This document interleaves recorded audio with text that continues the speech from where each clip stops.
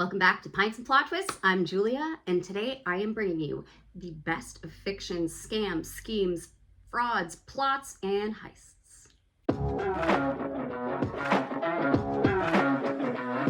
This is Pints and Plot Twists, where great fiction meets great beer. And today it is still March as I'm filming this. And in March we have St. Patrick's Day, we have International Women's Day. But what a lot of people probably don't know is that it's also Fraud Prevention Month. I know, it's so fancy, right? But I swear, we have all gotten these calls that are like, oh, you've won a cruise. Oh, this is your son. I'm in the hospital and I need emergency money. Oh, it's Brad Pitt. I just want to marry you. It's all fake. But there are some good thieves out there, and AI is making everything so much better. So let's talk about what we're seeing in books, because there's some great stuff out there. So today, I want to talk to you about all of the best of scams, schemes, frauds, plots, twists, heists. Say that 10 times fast. But yeah, let's get into it, because I love all of these sort of scam stories that you hear. There's some great podcasts that I'll talk about later. But it's not super well represented in fiction. We've got a lot of great thieves, and we will get into those. Don't you worry. The best thieves are coming up. But first, I want to talk about just a few books that are great, fraud, scam, identity theft kind of pieces. Because yeah, as I said, there's just not that many of them out there now. Given how many scams are happening, how often do you get that text on your phone that's like, hello, or I need you to send me Apple gift cards? It's all fake. So yeah, let's get into the books that talk about fraud. But first, I have got, honestly, I think the best possible beer for this video. I was gonna do this beer called Guilty Remnant, but then this beer hit my radar, the Fun Police. How perfect is that? I was like, yeah, this is gonna go great with my scams video. I love it. All right, are you ready? Let's go.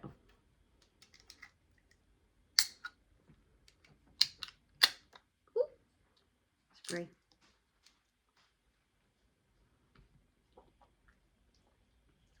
Oh yeah. Ooh, that is a rich, hazy IPA. So this is a Fun Police IPA. I mean, the best name ever for an IPA.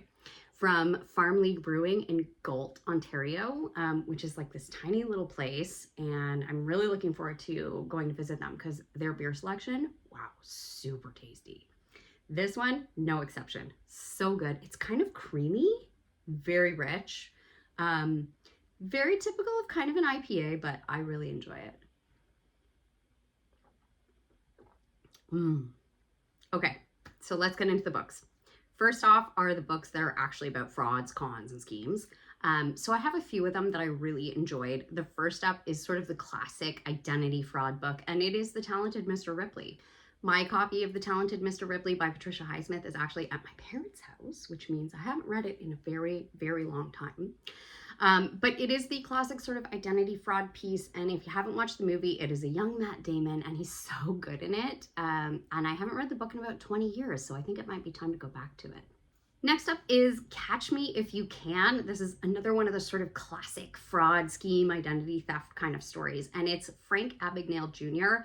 writing about how he was a young con man and conned his way into becoming a pilot, a doctor, a lawyer. And his accounting, it's called A True Story, but it's been very much kind of questioned as to how much of it was real or not. But man, it made a great movie. Leonardo DiCaprio and Tom Hanks. And I'm not a Titanic girl, so when I tell you this was young Leo at his best, maybe it's true, maybe it's not. But I didn't, the Titanic Leo, not my jam. Catch Me If You Can, Leo. Oh, yes, I will take that. The 50-year-old Leo, not really my jam. But we all get older, right? So next up are the books that I've read, probably a little more recently, that are dealing with some aspects of the sort of long con or the short con or identity theft. And the first up is The Last Mrs. Parrish by Liv Constantine. And this is one of those psychological thrillers that you just can't or at least I just couldn't put down. Like, I picked it up and I just kept flipping pages and flipping pages. And I'm kind of hit and miss on psychological thrillers, so it was really nice that this was a hit for me. But it's told beginning from the perspective of Amber, who's kind of a down on her luck, not well off young woman who becomes kind of infatuated with Mrs. Parrish, who is a socialite. She's rich, she's got everything. And Amber decides she is going to become best friends with Daphne Parrish. She is going to infiltrate her life, and then she's going to take it over. But of course, it's a psychological thriller. We know there's twists. There's a lot more to Daphne than what meets the eye. And I really, as I said, I really enjoyed it. It was so fast paced. It was so fun. It wasn't too crazy outlandish, so I quite enjoyed it. Next up is another psychological thriller called First Lie Wins, and this is by Ashley Elston. And it is about a woman who is masquerading as Evie Porter, but she's not actually Evie Porter. She's been sent there to portray Evie Porter by her mysterious, creepy boss. So it's kind of like an identity fraud thing, but she has, you know, the white picket fence, the perfect boyfriend named Ryan, and she's got to play this part. But she kind of ends up falling for Ryan, and things start going off the rails. And, you know, as I said, it's kind of an identity fraud book. There's a conspiracy, but it's a little bit further out there, perhaps, than The Last Mrs. Parrish. Some of the twists and turns were a bit outlandish, but you know what? I had fun with it nonetheless. Getting into the slightly more kind of serious, less twisty, thrillery books, we have The Glass Hotel by Emily St. John Mandel. And this is probably one of the books that you will hear about if you're looking for a fraud or a scam book, because this is actually about a woman named Vincent. Yes, a woman named Vincent and her brother Paul. And Vincent gets wrapped up in this whole scheme. It's actually a Ponzi scheme. So she starts seeing this investment banker guy who is running a Ponzi scheme. And it's really well written. It's kind of meanders. There's a lot of POVs, but it's such a fabulous book. And Emily St. John Mandel is such a wonderful writer. But it kind of all centers around this hotel that this investment banker has purchased. Vincent works here. That's how she meets this guy, Mr. Alcaides, and gets wrapped up in this whole Ponzi scheme that he's running. And it was such a fascinating look, like working on kind of the other side of the, you know, the post-Ponzi scheme. And we're seeing things like the Aiden Platursky case and, oh my goodness, all the stuff that's going on in crypto right now. So this one I highly, highly recommend. I love her writing. You probably know her best from Station 11, but this one didn't get quite as much acclaim, and it really is fabulous. So definitely check it out. And moving into my favorite genre of all time, of course, is horror. And the one that I want to talk about in this video is A Head Full of Ghosts by Paul Tremblay. And this is almost like one of those sort of classics of horror, and it really is told in an interesting way. So there's kind of like blog posts. It's told almost as a look back, an interview with a younger sister, Mary, who's telling the story of growing up in this family where her sister Marjorie was possessed, and they televised her exorcism. So it's like a reality ghost show. So these producers get hold of this family that believe their daughter is possessed and decide to do an exorcism. And so they decide they're going to film the whole thing. It becomes a reality TV show. And you kind of end up questioning, are these people actually for real? Or are they trying to financially gain from their daughter's schizophrenia? Or is there anything even going on? Is it even real? It's so well written, and it's kind of creepy without being too scary. So if you're looking to dip a toe into horror, this is a great place to start. On my scams and frauds TBR, we have two books, and the first up is a Linwood Barclay, and he's kind of I have a couple of his books up here. Let me see if I can, yes. So a couple of his books up here. This is his newest, Whistle. It's supposed to be kind of scary and dark. But another one of his books that I'm really interested in is called Trust Your Eyes. And it's about Tom, whose younger brother, Ray, is schizophrenic. And so Tom has kind of taken care of this younger brother who's not really capable of living on his own. And Ray is obsessed with looking through like Google Maps Street View. So he's basically a shut-in, but he loves to check out Google Maps Street View. And so he sort of explores the world that way. But then he stumbles across a Street View image of what he believes is someone getting murdered. And Tom kind of distrusts this because he is, you know, like a schizophrenic and he isn't sure what to believe from his brother. But once he starts digging into it, it turns out there's a lot more going on behind the scenes than what you would think. And I think it gets kind of into like a major conspiracy. Like this goes so much deeper than just the surface level. It's not just some drug gang. Like this is somebody who has infiltrated sort of every level of government. And so I kind of love that idea. I'm not big on organized crime, but it kind of sounds interesting. I am a big politico, so corruption is my jam. And finally, in my frauds and scams category is another sort of classic when you think of frauds and scams book. It's called Pretty Things by Janelle Brown. And it is another psychological thriller, though I'm not sure if it quite fits that super fast-paced, super twisty kind of bill that the other ones I mentioned do. I haven't read it yet, obviously. But this one's about Nina and her boyfriend Lachlan.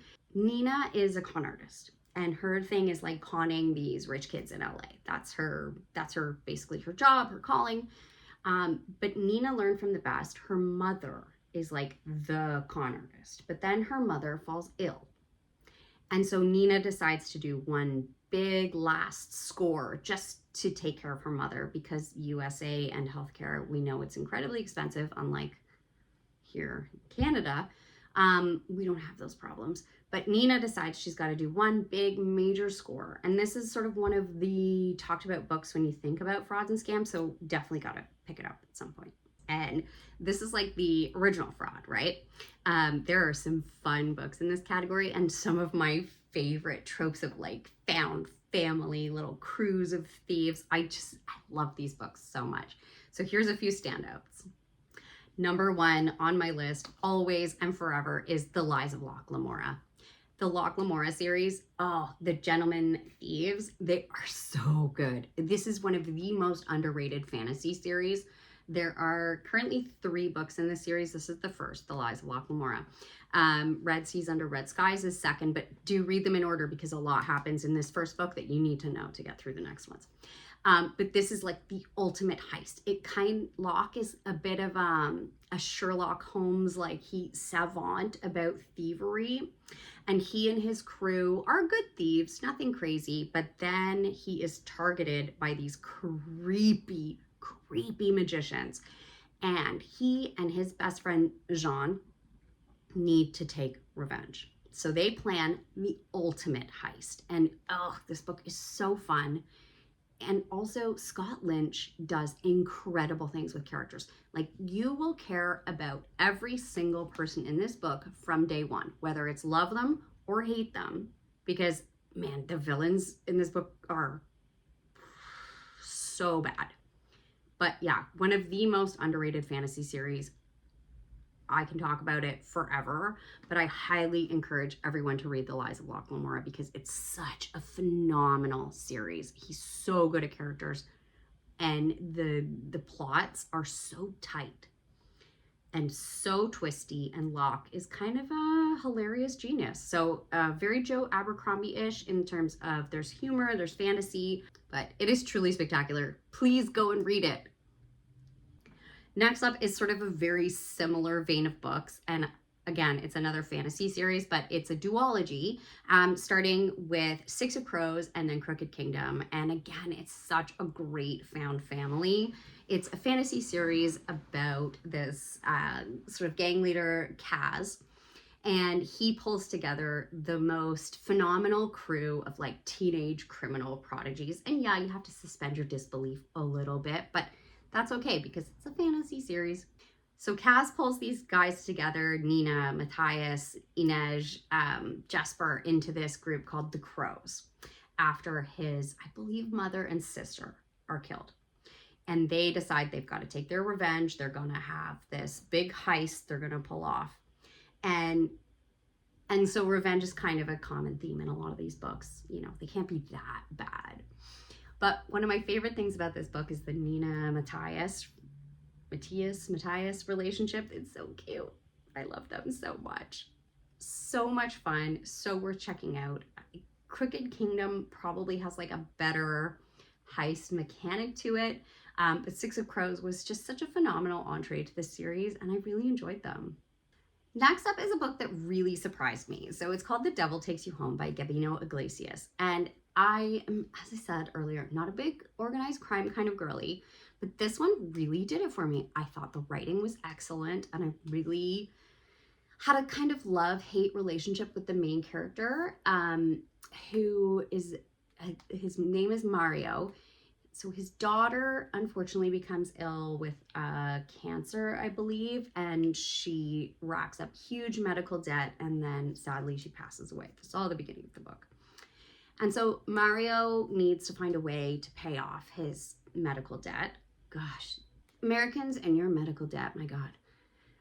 And so he becomes a hitman for his local sort of Mexican gang. And then his daughter passes, and he decides he's going to do one last major score because he's kind of having an existential crisis of like, what do I do? What do I have to live for? So they decide to hijack this drug cartel's delivery that's coming from Mexico into the US. And yeah, it's super dark. It's super violent, and I really, really enjoyed it. There was a lot of love, hate, a lot of really complex characters in this. And yeah, I'm definitely going to read more Gabino Iglesias because this was a real hit for me. Another one that was kind of a surprise hit for me was Artemis by Andy Weir. And this is probably his worst reviewed book.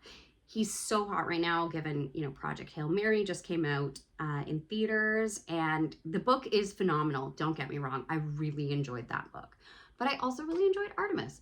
Maybe not as much as Project Hail Mary, but still really enjoyed it. It's about Jazz, who is a smuggler, interstellar smuggler. And again, she decides to do one great big heist to really make sure she can set herself up for the rest of her life.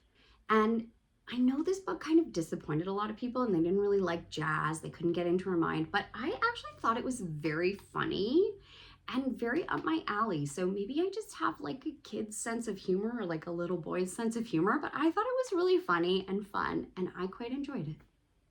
It's a little lighter than most of Andy Weir's stuff. So if you're looking for a follow-up to The Martian or Project Hail Mary, and you're like, I could use something that's like a little on the lighter, sillier side, this is a great option, despite the cover being quite serious. It is actually, I thought it was quite funny.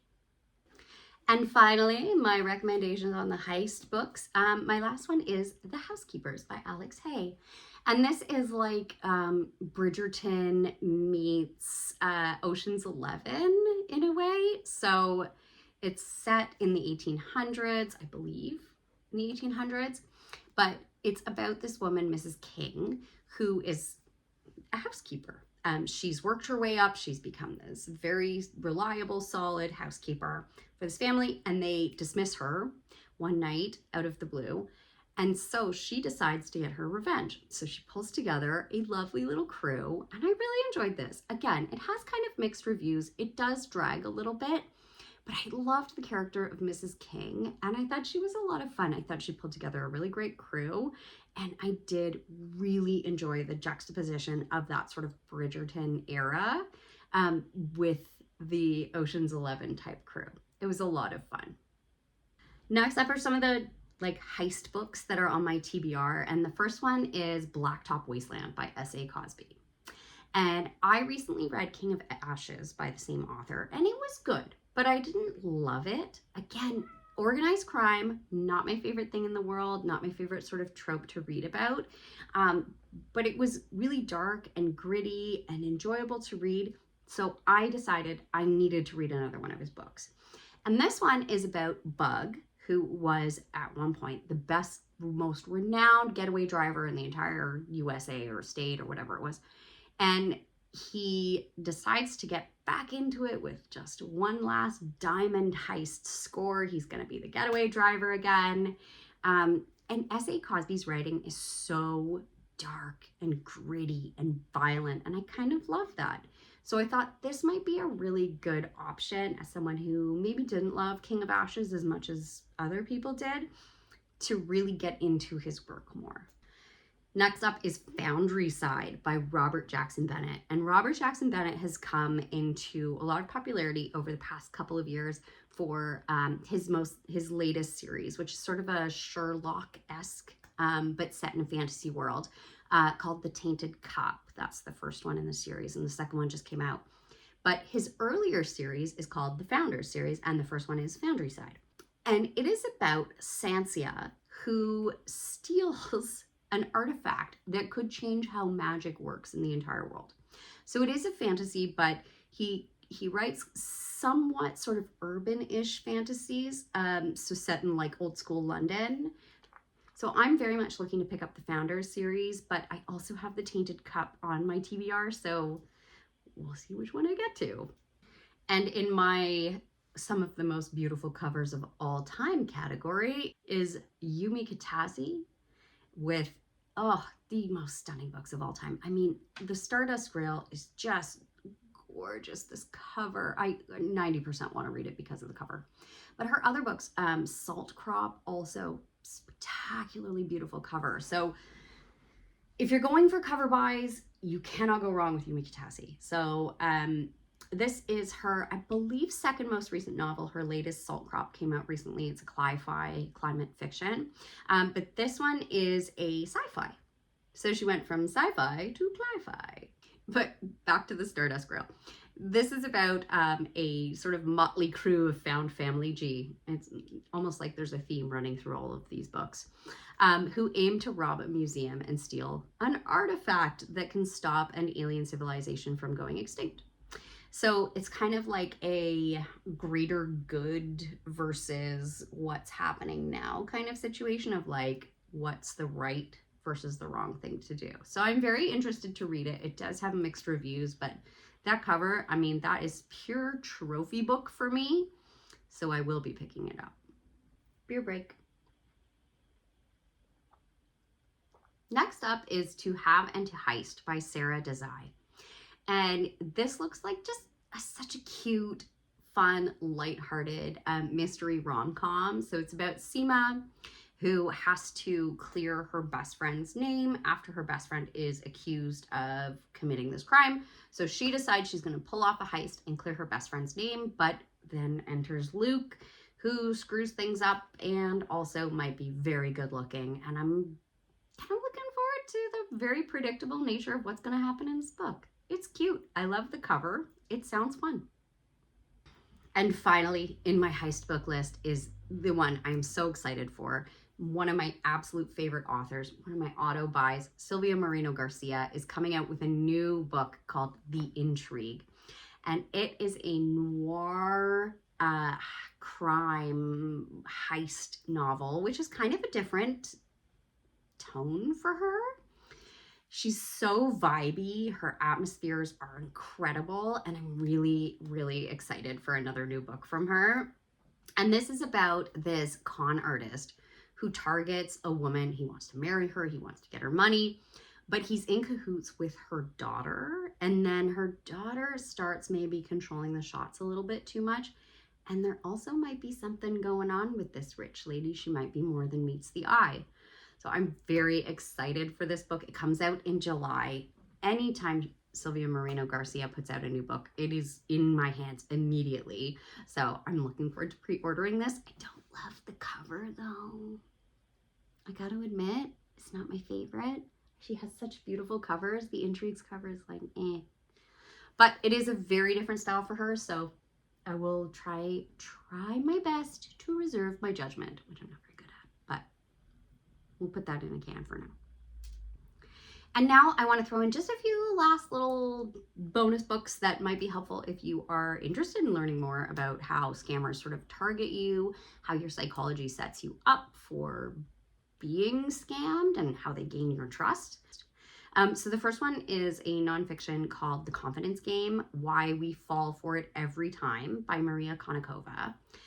And it's like this in-depth look at everything from the simplest little scams, like someone calls you on the phone and says, I need an Apple gift card, to these long cons, like romance scams, where people will put in months of effort to get you to send money. And they can end up getting you to send millions. Like, did you see the French woman who thought she was dating Brad Pitt? That's exactly the kind of scam that these guys talk about. So it's a really interesting one. The Nigerian prince scam, the rent scam. It's interesting case studies, very worth your time. And finally, I love this. This is awesome. Keanu Reeves is not in love with you. The Murky World of Online Romance Fraud. And it's by Becky Holmes. And it's a very lighthearted take, very sort of comedic take on this long con relationship scam or romance scam, which also has a horrible name, pig butchering. Oof, I hate it so much. But this is really about these, people that kind of hit you up and they don't ask you for anything right off the bat. They form these relationships and eventually something goes wrong. Oh, they need money for their medical debt. Their money's all tied up in something. They'll pay you back, they promise. But it does kind of apply to the Brad Pitt situation again. But yeah, Keanu Reeves Not in Love with You. What a great name. What an awesome book.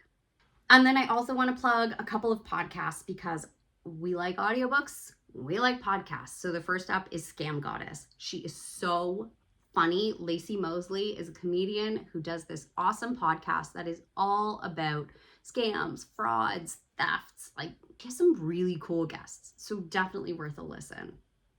I also really, really enjoyed this podcast called Exit Scam. And it is specifically about the disappearance of Gerald Cotton, who was the CEO of Quadriga CX, which was this massive crypto exchange. It was the biggest crypto exchange in Canada that went belly up. And it is, oh my God, it is so fascinating. And it kind of raises the question of like, is he actually dead and gone? Or did he take off with millions of dollars in cryptocurrency? So interesting, but it does kind of get into the downsides of crypto. So yeah, like know what you're getting into. If you are going to touch crypto, I don't, but if that's your thing, do know what you're getting into, because Quadriga was a disaster and it was still really fascinating. But Exit Scam is specifically about what happened to Gerald Cotton. So not as much about Quadriga. Definitely check that one out. Finally, I just want to say, don't fall for scams. If someone is pressuring you into invest right now, or I need those gift cards right now, or I need your decision right now, I need your information right now, I've got to get access to your computer right now, always take a second to question it. If they get mad at you, it's probably because they're a scammer. Always take a breath before you make a decision. Always Google it. Like, go back and make sure you're checking your independent sources. Talk to your family, talk to your friends. Anyone who gets mad at you about taking your time to make an important decision is not worth your time. And now back to my delicious, fun police beer. I want to wish you a very, very productive and very unscammy Fraud Prevention Month. Thank you so much for checking out this video. I hope you'll check out some of these books, especially some of these wonderful ones I've recommended, like The Housekeepers or The Glass Hotel. They were a lot of fun. I really enjoyed them and I learned a lot. Next video coming out will be my March rapid fire wrap up. I can't believe it's the end of March already, although one wouldn't know it from the weather outside. It is freezing cold and snowing. But I love that you stuck around to the end. I hope you'll like, subscribe, check out my next video or one of my old ones. And in the meantime, I'm gonna go finish my fun Police IPA. See you in the next chapter. Cheers. Bye.